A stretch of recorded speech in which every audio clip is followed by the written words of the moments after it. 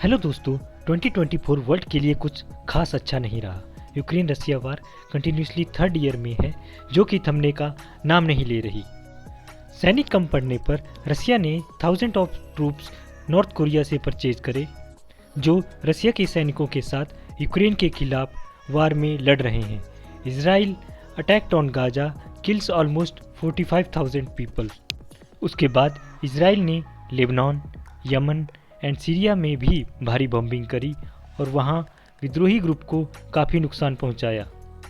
इसी के साथ सीरिया पे विद्रोहियों ने कब्जा कर लिया एंड वहाँ के रूलिंग प्रेसिडेंट बशर अल असद सीरिया छोड़ के रसिया भाग गए।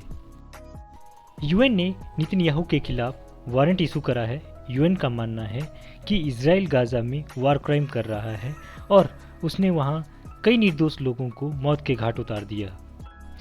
US leader and upcoming president Donald Trump almost killed by the sniper. गोली उनके लगभग कान को छूकर निकली। वो इस अटैक में बाल बाल बचे। बांग्लादेश में हिस्ट्री का अब तक का सबसे बड़ा तख्तापलट हुआ। उनकी रूलिंग प्राइम मिनिस्टर को उनके देश में भारी विरोध की वजह से बांग्लादेश छोड़कर भागना पड़ा। नाउ बांग्लादेश में कोई भी गवर्नमेंट काम नहीं कर रही। उस देश को एक लीडर गवर्न कर रहा है जिसे वहाँ की आर्मी ने चुना है। उधर पाकिस्तान ने अफगानिस्तान की भारी बॉम्बिंग करी, जिसमें दोनों कंट्रीज़ में वार जैसा माहौल बना हुआ है। कुछ जगहों में तो दोनों देशों के बीच छोटी छोटी कॉन्फ्लिक्ट भी देखी गई। साउथ कोरिया में एक प्लेन क्रैश हुआ जिसमें लगभग 179 लोगों की मौत हो गई। उधर अजरबैजान का भी एक प्लेन क्रैश हुआ जिसमें लगभग 38 लोगों की मृत्यु हो गई।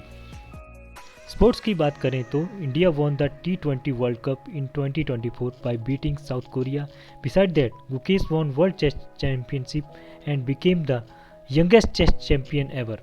उन्होंने महज 18 साल की उम्र में यह कारनामा कर दिखाया। वो इंडिया के लिए ये खिताब जीतने वाले दूसरे भारतीय हैं। इससे पहले विश्वनाथ आनंद 5 बार ये चैंपियनशिप इंडिया के लिए जीत चुके हैं। इलेक्शन की बात करें तो दुनिया की सबसे बड़ी डेमोक्रेसी इंडिया में चुनाव हुए, जिसमें मोदी तीसरी बार इंडिया के प्राइम मिनिस्टर बने।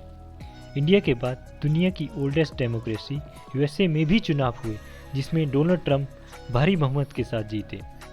इसी के साथ Mauritius, South Africa, Pakistan, Sri Lanka, Russia, Japan, Britain and Iran ने भी अपने न्यू लीडर चुने।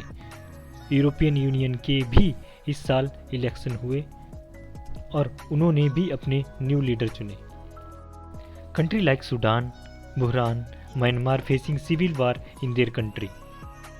साउथ कोरिया के प्रेसिडेंट ने भी वहाँ पे डेमोक्रेसी ख़त्म करने की कोशिश करी थी, बट ऑपोजिशन पार्टीज़ के एक्टिवनेस एंड लोकल पॉपुलेशन की विद्रोह से वह ऐसा करने में असमर्थ रहे। इंडिया एंड कनाडा के रिलेशन भी 2024 में काफ़ी चर्चा में रहे। कनाडा ने हरजीत निज्जर मर्डर केस में इंडियन गवर्नमेंट के इन्वॉल्व होने की बात कही, जिसमें उन्होंने रा एंड अमित शाह को डायरेक्टली टारगेट किया। दोस्तों, अंत में मैं यही कहना चाहता हूँ कि वर्ल्ड के लिए 2024 कुछ खास अच्छा नहीं रहा। इसमें बहुत सी सरकारें बदली, बहुत से तख्तापलट हुए, बहुत से देश सिविल वार में चले गए, बहुत से देशों में इलेक्शन हुए एंड बहुत से अभी भी वार में फंसे हैं। इस होप के साथ कि 2025 इस वर्ल्ड के लिए अच्छा होगा, हम इस वीडियो को विराम देते हैं।